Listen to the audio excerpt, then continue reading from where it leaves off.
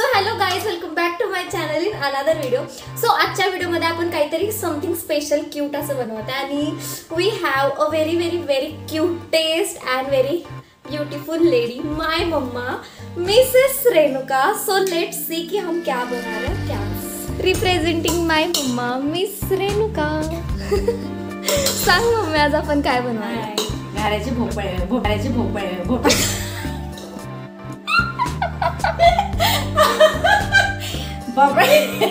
भोपळ्याच्या घाऱ्या करायला.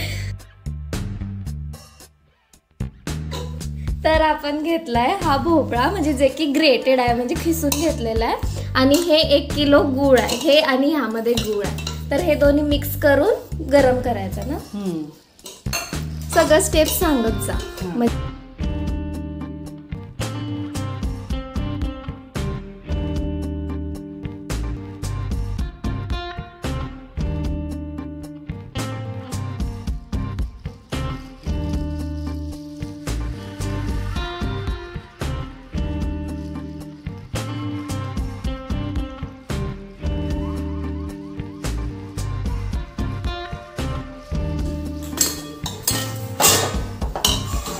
तर आपल्याला दोन्ही हे मिक्स करून गॅसवरती शिजवायचं आहे. आणि यामध्ये पाणी नाही जाणार ना? नाही, सुट्टे पाणी.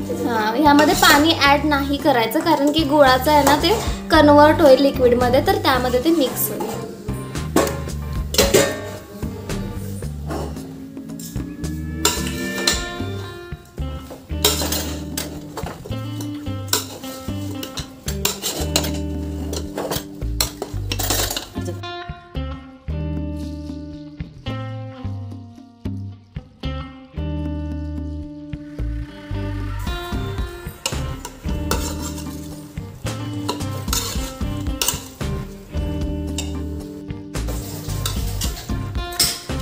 तर आता ह्याला पाणी सुटायलंय, as you can see, cake liquid form मध्ये कन्वर्ट व्हायला.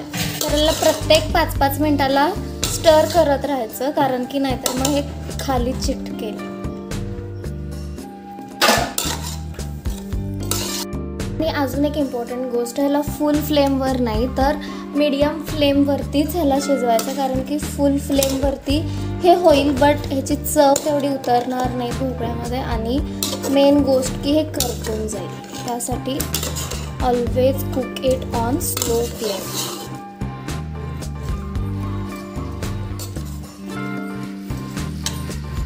तर गाईज आता हे झालेलं आहे, म्हणजे तुम्ही बघू शकता की हे किती घट्ट शिजवलेलं आहे.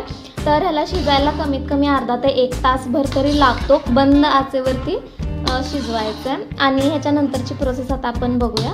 And let's start.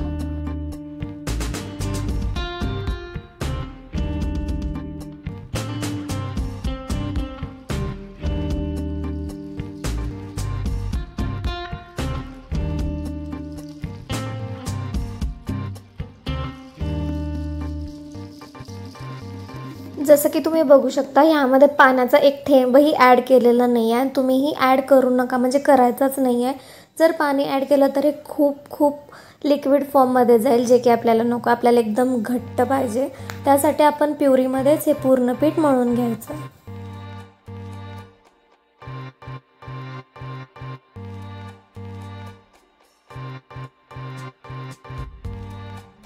गाईज आता आपण हे पीठ मळून घेतलं. ह्यामध्ये गव्हाचं पीठ, बेसनाचं पीठ आणि काल केलेलं आपण जे ती स्लरी होती ती आणि मीठ घालून मळून घेतलंय. आणि मम्मी ह्या पुऱ्या लाटायला, आणि अशा एवढ्या थिक म्हणजे पुऱ्या लाटून घ्यायच्या, जेणेकरून ते चांगलं होतं. जाड नाही, हां, जास्त पण जाड नाही आणि जास्त पण पातळ नाही.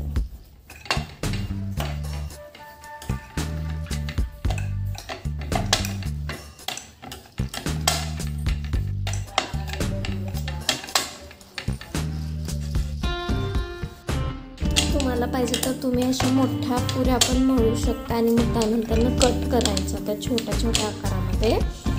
आणि अशा खूप साऱ्या बनवून घेऊन त्यानंतर तेलामध्ये तळायच्या. So stay tuned till end. आता आपल्याला अशी एक कढई घेऊन त्यामध्ये तेल टाकायचं आणि तेल एकदम गरम झाल्यानंतरच हे सगळ्या गोष्टी टाकायच्या, नाहीतर त्यामध्ये खूप सारं तेल शोषून घेईल ती पुरी. तर आम्ही आता इथे वेगवेगळ्या प्रकारचे बनवलेत. हे गोल आहेत आणि हे आहेत त्या अशा कापा बनवल्यात आम्ही. तर तुम्ही पण असं बनवू शकताय अकॉर्डिंग टू युअर विश.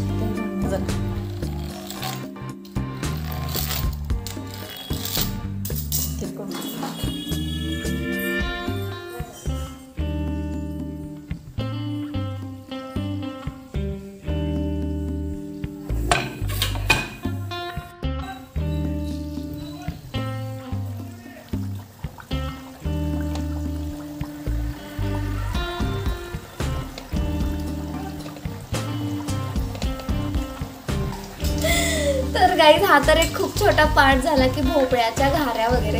पण माझी मम्मी तर ह्याहूनही खूप भारी भारी असे डिशेस बनवते. जसं की सांग मम्मी काय काय बनवतेस? मैद्याचं काय बनवत असते? निमक्या आणि खूप काय काय म्हणजे इतकं युनिक आणि इतकं टेस्टी असतं ना. सो यू जस्ट फॉलो और subscribe my channel to know more dishes like this. So guys ये हो चुका है, मतलब ये इतना ही है. इसको फ्राई करने के बाद हमको सिर्फ खाना है एंड दैट्स इट.